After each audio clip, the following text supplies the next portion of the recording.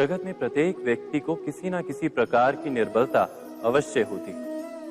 जैसे कोई बहुत तेजी से दौड़ नहीं पाता तो कोई अधिक भार नहीं उठा पाता, कोई असाध्य रोग से पीड़ित रहता है तो कोई पढ़े हुए पाठों को स्मरण में नहीं रख पाता। ऐसे अनेकों उदाहरण और भी हैं। क्या आप किसी ऐसे व्यक्ति को जानते हैं जिसे सब कुछ प्राप्त हो और हम जीवन की उस एक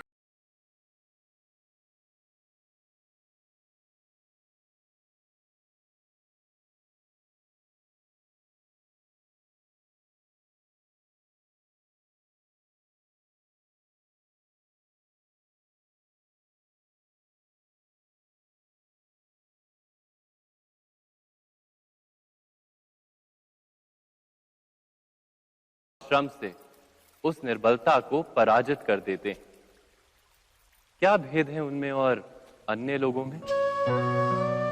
क्या आपने कभी विचार किया है? सरल सा उत्तर है इसका। जो व्यक्ति निर्बलता से पराजित नहीं होता, जो पुरुषार्थ करने का साहस रखता है हृदय में, वो निर्बलता को पार कर जाता है। अर्थात निर्बलता अवश्य ईश्वर देता है, किंतु मर्यादा मनुष्य का मन ही निर्मित करता है। स्वयं विचार कीजिए।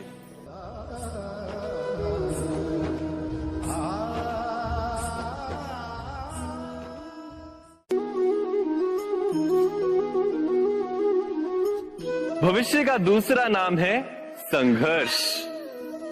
हृदय में आज इच्छा होती है और यदि पूर्ण नहीं हो पाती तो हृदय भविष्य की योजना बनाता है। भविष्य में इच्छा पूर्ण होगी ऐसी कल्पना करता रहता है, किंतु जीवन ना तो भविष्य में है ना अतीत में। जीवन तो इस क्षण का नाम, अर्थात इस क्षण का अनुभव ही जीवन का अनुभव। पर हम ये जानते हुए भी इतना सा सत्य समझ नहीं पाते। या तो हम बीते हुए समय के स्मरणों को घेर कर बैठे रहते हैं, या फिर आने वाले समय के लिए हम योजनाएं बनाते रहते हैं और जीवन जीवन बीत जाता है। एक सत्य यदि हम हृदय में उतार लें कि ना हम भविष्य देख सकते हैं, ना ही भविष्य निर्मित कर सकते हैं, हम तो केवल धैर्य और साहस के साथ भविष्य को आलिंगन दे सकते हैं, स्वागत कर सकते हैं भविष्य का। तो क्या जीवन का हर पल जीवन से नहीं भर जाएगा? स्वयं विचार कीजिए।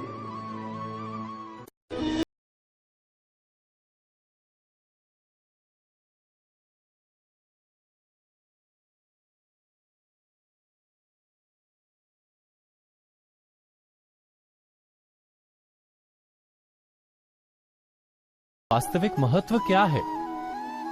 क्या हमने कभी विचार किया? मनुष्य का मन सदा ही ज्ञान प्राप्ति में विभिन्न बाधाओं को उत्पन्न करता है। कभी किसी अन्य विद्यार्थी से ईर्ष्या हो जाती है, कभी पढ़ाए हुए पाठों पर संदेह जन्मता है और कभी गुरु द्वारा दिया गया दंड मन को अहंकार से भर देता है। नहीं, क्या ऐसा नहीं होता?